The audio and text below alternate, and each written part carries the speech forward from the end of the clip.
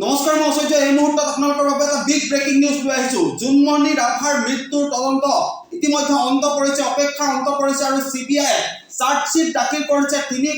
তিনি পৃষ্ঠা জোৰা চাৰ্জশ্বিট দাখিল কৰিছে CBI আৰু চাৰ্জশ্বিটত উল্লেখ আছে যে হত্যাকাণ্ড নহয়, জোনমণি ৰাভাৰ মৃত্যু হৈছিল দুৰ্ঘটনাত মৃত্যু হোৱা বুলি চাৰ্জশ্বিট দাখিল কৰা হৈছে। আৰু 16 মে'ত যি ভয়ংকৰ ঘটনা সংঘটিত হৈছিল সমগ্ৰ ৰাজ্য কঁপাই যোৱা 2023 চনৰ 16 মে তাৰিখে জোনমণি ৰাভাৰ মৃত্যু হৈছিল আৰু তাৰ পাছতে তদন্ত প্ৰক্ৰিয়া আৰম্ভ হৈছিল আৰু তদন্ত প্ৰক্ৰিয়াৰ অৱশেষত অন্ত পৰিছে আজিৰ দিনটোত নগাঁৱত CBI চাৰ্জশ্বিট দাখিল কৰিছে আৰু চাৰ্জশ্বিটত উল্লেখ আছে যে হত্যাকাণ্ড নহয়, জোনমণি ৰাভাৰ মৃত্যু হৈছিল দুৰ্ঘটনাৰ ফলত। সবিস্তাৰে এই মুহূৰ্তত লৈ আহিব বিচাৰিছোঁ আপোনালোকৰ বাবে।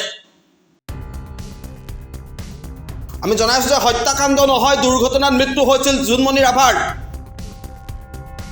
আৰু CBI দাখিল কৰিলে চাৰ্জশ্বিট। আৰু নগাঁও সত্ৰ ন্যায়াধীশৰ আদালতত দাখিল কৰিলে চাৰ্জশ্বিট। জোনমণি ৰাভাৰ এক পথ দুৰ্ঘটনাত মৃত্যু হোৱা চাৰ্জশ্বিট দাখিল কৰিলে CBI আৰু চাৰ্জশ্বিট দাখিলৰ পাছতে দিল্লীলৈ ৰাওনা হ'ব CBI দল আৰু 3খন চাৰ্জশ্বিট দাখিল কৰিলে CBI আৰু পৃষ্ঠাই উল্লেখ আছে সকলোবিলাক তথ্য। পুনৰবাৰ জনাইছোঁ, হত্যাকাণ্ড হোৱা নাছিল, জোনমণি ৰাভাৰ মৃত্যু হৈছিল দুৰ্ঘটনাৰ ফলত। আৰু আজিৰ দিনটোত CBI চাৰ্জশ্বিট দাখিল কৰিছে। নগাঁও সত্ৰ ন্যায়াধীশৰ আদালতত চাৰ্জশ্বিট দাখিল কৰিছে CBI আৰু জোনমণি ৰাভাৰ এক পথ দুৰ্ঘটনাত মৃত্যু হৈছে বুলি চাৰ্জশ্বিটত উল্লেখ আছে। চাৰ্জশ্বিট দাখিলৰ পাছতেই দিল্লীলৈ ৰাওনা হ'ব CBI দল আৰু 3খনকৈ চাৰ্জশ্বিট দাখিল কৰিছে CBI আৰু পৃষ্ঠাই উল্লেখ আছে তদন্তৰ সকলোবিলাক তথ্য।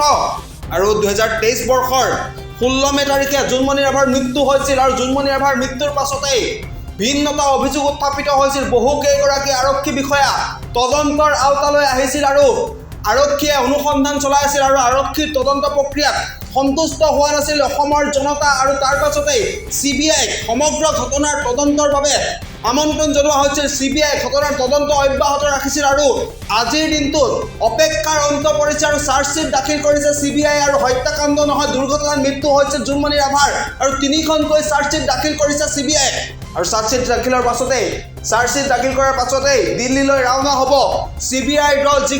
যি জোনমণি ৰাভাৰ মৃত্যুৰ ঘটনা ৰহস্যৰ পৰা ৰহস্যৰ আৱৰ্তলৈ সোমাই পৰিছিল আৰু তাৰ পাছতেই ভিন্ন প্ৰান্তত প্ৰতিক্ৰিয়াৰ সৃষ্টি হৈছিল। ৰাজ্যৰ ইমূৰৰ পৰা সিমূৰলৈ জোনমণি ৰাভাৰ ন্যায় বিচাৰি প্ৰতিবাদ কৰা হৈছিল, প্ৰতিবাদী কাৰ্যসূচী ৰূপায়ণ কৰা হৈছিল। লীনা দলে, আভাজ্যোতি ৰাভাৰ দৰে বাঘা আৰক্ষী বিষয়া তদন্তৰ আওতালৈ আহিছিল। বহুকেইগৰাকী ব্যক্তি তদন্তৰ আওতালৈ আহিছিল আৰু তাৰ পাছতেই সমগ্ৰ ঘটনাৰ তদন্তৰ দায়িত্ব CBI অৰ্পণ কৰা হৈছিল আৰু CBI তদন্তৰ পাছত আজিৰ দিনটোত চাৰ্জশ্বিট উল্লেখ কৰা হৈছে আৰু চাৰ্জশ্বিট দাখিলৰ পাছতে চাৰ্জশ্বিটত উল্লেখ আছে যে হত্যাকাণ্ড হোৱা নাছিল জোনমণি ৰাভাৰ মৃত্যু হৈছিল দুৰ্ঘটনাৰ ফলত। আৰু 3খনকৈ চাৰ্জশ্বিটত পৃষ্ঠাই উল্লেখ আছে সমগ্ৰ ঘটনাৰ ৰহস্য আৰু এই ঘটনা পোহৰলৈ আহিছে। আৰু আজিৰ দিনটোত CBI নগাঁও আৱৰ্ত ভৱনত উপস্থিত হৈ 3খনকৈ চাৰ্জশ্বিট দাখিল কৰিছে জোনমণি ৰাভাৰ মৃত্যুৰ সন্দৰ্ভত। আৰু চাৰ্জশ্বিটত উল্লেখ আছে যে জোনমণি ৰাভাৰ মৃত্যু হৈছিল দুৰ্ঘটনাৰ ফলত, হত্যাকাণ্ড হোৱা নাছিল জোনমণি ৰাভাৰ। আৰু এই ধৰণে 3খনকৈ চাৰ্জশ্বিট দাখিল কৰাৰ পাছতেই দিল্লীলৈ ৰাওনা হ'ব CBI দল।